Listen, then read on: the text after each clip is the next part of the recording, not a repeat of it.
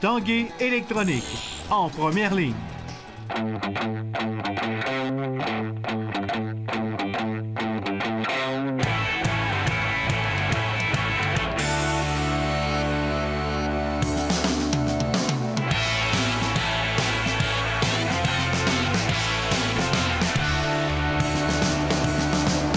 À tous, bon début de semaine, bon lundi, bienvenue à l'Esprit sportif. Dans l'émission aujourd'hui, on parlera entre autres de plongée sous-marine. Jonathan Fournier qui a rencontré des experts en ce domaine.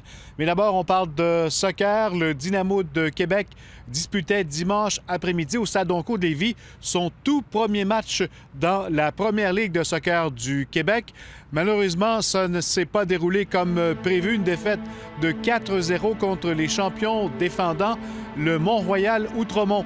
Nous sommes revenus aujourd'hui sur cette rencontre du Dynamo en compagnie de son entraîneur Edmond Foyer.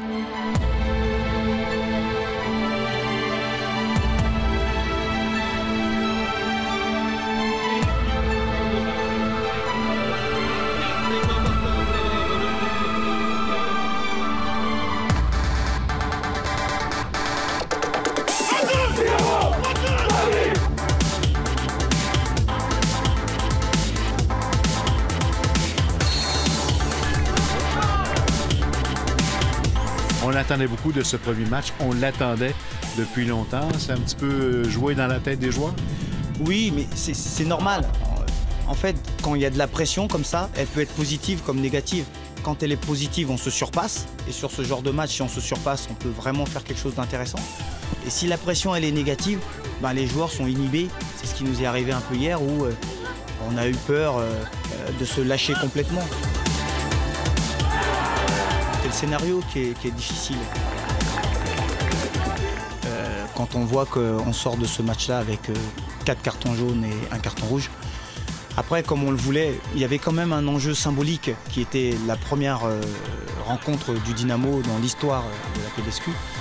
Donc les joueurs se sont laissés porter par l'enjeu et on n'a pas fait exactement ce qu'on voulait faire. Tout a basculé après 30 minutes de jeu où l'adversaire a marqué 3 buts en quelques minutes. C'est ça. Bon, on débute bien le match et puis en l'espace de 8 minutes, on a un peu de déconcentration et ça nous a coûté le match. Mais c'est aussi une jeune équipe, on apprend à se connaître et puis... Et l'entraîneur, lui, comment il a vécu ça, ce premier match? Nos 20 premières minutes qui m'ont vraiment plu en tant qu'entraîneur. Et je découvre aussi la PLSQ avec les règlements où on peut faire des changements, mais après la mi-temps, les 5 changements sont définitifs. Donc... Ça donne un petit peu l'ampleur du défi qui vous attend? Oui, bien sûr. Oui, on s'est rendu compte hier quand même, pour marquer 3 buts en 8 minutes, il faut quand même avoir la lucidité de les marquer, même si on fait quelques erreurs. Donc il nous manque l'expérience qui va s'acquérir, comme je le disais déjà, par des matchs. Et puis avoir confiance en nous, on sait faire. Donc je pense que hier c'était plus des émotions qu'autre chose. On va voir dans la semaine comment on va vivre ce qu'on a vécu. Et puis je pense que oui, ça nous est arrivé, mais ça ne nous arrivera pas la prochaine fois. Si l'adversaire doit gagner, ce sera parce qu'il sera plus fort. On a joué d'ailleurs une belle équipe, mais nous aussi on vendra chèrement notre peau. Il y avait quand même de l'ambiance, près de 300 spectateurs malgré la température. Vous êtes satisfait? Ben, on est vraiment content de ça. Je tiens d'ailleurs à les féliciter. Nous avons été 300 pour un match où la température n'était pas non plus clémente. Mais ça montre à quel point c'est un engouement régional. Donc j'espère que ce week-end, nous aussi, on sera à la hauteur de l'événement et on pourra montrer à quel point on a bien travaillé. Prochain match, c'est samedi. Encore une fois, ici, comment on entrevoit ce match? On va l'aborder comme on aborderait normalement les matchs. L'enjeu est passé, ailleurs on a fait notre première. Le scénario était cruel, mais maintenant on va pouvoir jouer nous aussi comme on aurait dû. Merci, bon deuxième match. Merci beaucoup. Merci.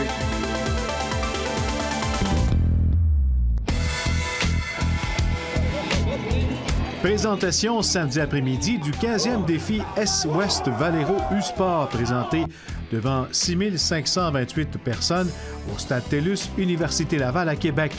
Et le quart arrière Noah Picton de Regina a lancé 2 passes de toucher au 4e quart pour mettre le match hors de portée de l'équipe de l'Est, pavant la voie à un gain de 37-13 de l'Ouest. Grâce à cette deuxième victoire consécutive, l'Ouest porte sa fiche depuis l'instauration en 2003 du match des espoirs de la Ligue canadienne de football à 9 victoires et 6 défaites.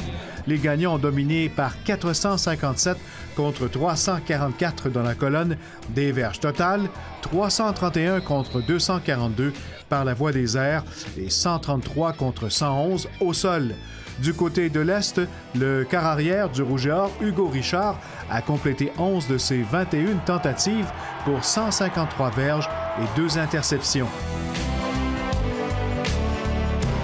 Au golf, la golfeuse de Québec Anne-Catherine Tanguay a très bien fait ce week-end lors d'un tournoi du circuit Symetra Tour, l'antichambre de la LPGA. Elle a complété la classique de la Fondation Self Regional Healthcare au 3e rang avec un pointage cumulatif de -9. C'est un 5e top 10 en 6 tournois et un 3e top 5 en 4 tournois pour Anne-Catherine Tanguay. Son prochain tournoi sur le circuit Symetra aura lieu à Albany, dans l'État de New York, du 2 au 4 juin prochain.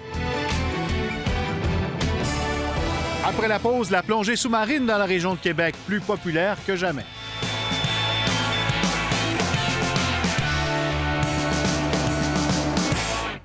L'Esprit sportif souligne l'excellence du Rouge et Or football.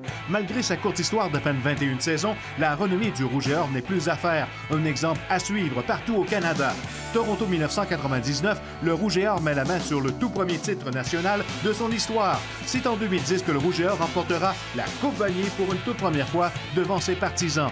2016 à Hamilton, face aux Dinos, le Rouge et Or gagne sa 9e Coupe Vanier, un sommet au football universitaire canadien. Considérée par plusieurs comme un sport extrême, la plongée sous-marine est plus accessible que jamais. Ici au Québec, le fleuve Saint-Laurent n'a rien à envier aux mers chaudes. Jonathan Fournier est allé rencontrer des spécialistes, les instructeurs de plongée Nautilus à Québec.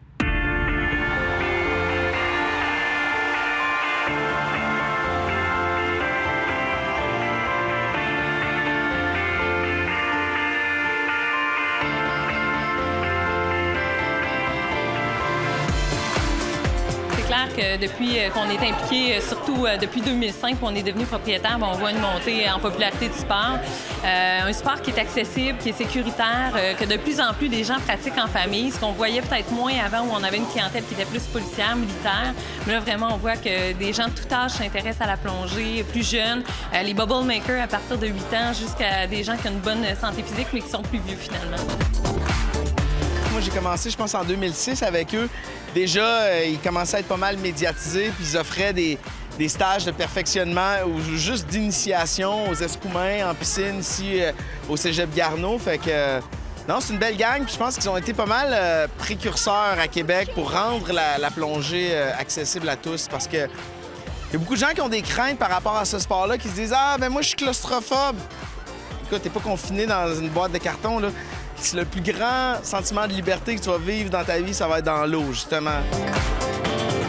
C'est sûr qu'on va encourager les gens à faire une formation en français au Québec, sans Roman Coke. Donc, vraiment, de faire une formation avec une école sérieuse, une école de plongée PADI, par exemple.